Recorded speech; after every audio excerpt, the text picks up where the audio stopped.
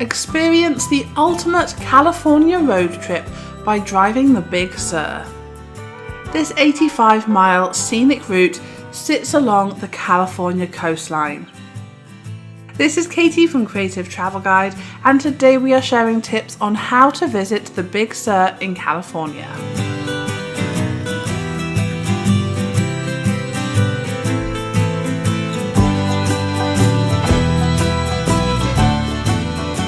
Looking for more travel tips? Make sure you hit subscribe and ring that notification bell. Now, my first most important tip is to come prepared. There are some amazing views that can easily be missed along the Big Sur. From Los Angeles, the Big Sur trip will take 3.5 to 4 hours to drive, and another 2-hour drive from the end of the Big Sur to San Francisco. Which leads me on to my next tip. Make sure you plan your trip ahead of time. Planning your trip in advance, deciding where you want to hike, eat and explore, and plot these out on a map. Do not rely on Google Maps or any other apps. Phone service isn't reliable along the Big Sur. Which leads me on to my next tip. If you are in a rush, skip it. You should give yourself at least a day to visit the Big Sur. Yes, the drive can be taken in a few hours, but there is no point rushing through. If you are in a rush, use the freeway instead.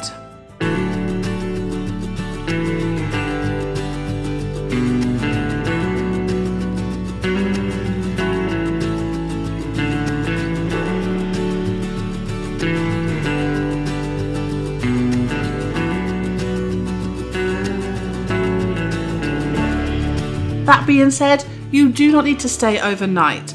There are many rustic rental cabins and boutique-styled inns that you can stay in, but it is not essential.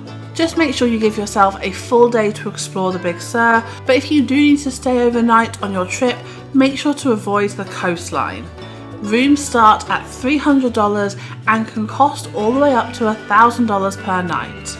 If you do want to stay overnight, check out Airbnb or Flipkey for better deals than the overpriced camping options or hotels along the coastline. Another way to save money on the accommodation is to stay at either end. If you do not want to stay along the coastline, staying at either ends offers better value. At the Northern Gateway, Pacific Groves is a lovely little town which offers some great deals. Or at the Southern Gateway, you can go to the beach town of Cayucos. It is a pretty, charming and affordable place to stay. My next tip for visiting the Big Sur is to understand that it is a tourist trap. Big Sur is breathtaking, but it is extremely touristy. Hotels, restaurants and even some attractions will be ridiculously overpriced. So either go with that expectation and just pay the price, or you can prepare snacks and decide on your must-see attractions before you visit if you don't want to pay the overpriced fees.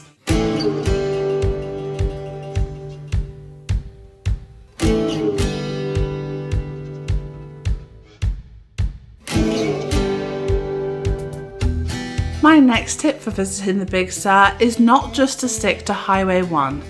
Head off the beaten path and explore other routes on your way.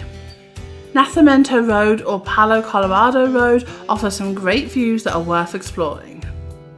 And my next tip for visiting the Big Sur is to plan some time in the nearby cities. Don't just head straight to San Francisco or Los Angeles when you are done.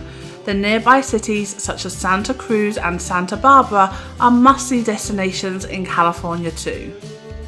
Now, we did mention that there are lots of restaurants along the Big Sur.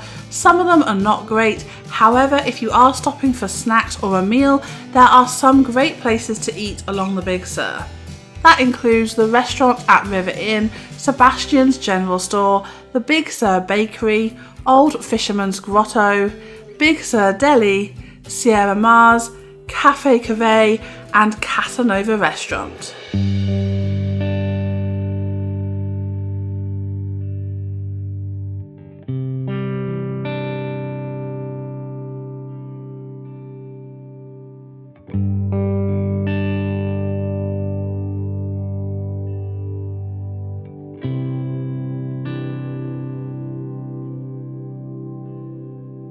Now, I know we've already said this, but remember there are lots of things to see in Big Sur, from beautiful beaches, historic parks, hot springs, and even fun vineyards to visit.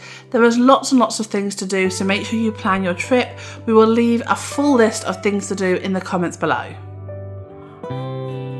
So those are our tips on how to visit the Big Sur. We hope you have an amazing time. Let us know when you are planning to go and what you are most looking forward to seeing. We hope you have a great day, guys. Thank you so much for watching this video. If you liked it, make sure you give us a thumbs up, hit subscribe. It really helps this channel to grow. Take care, and until next time, stay creative.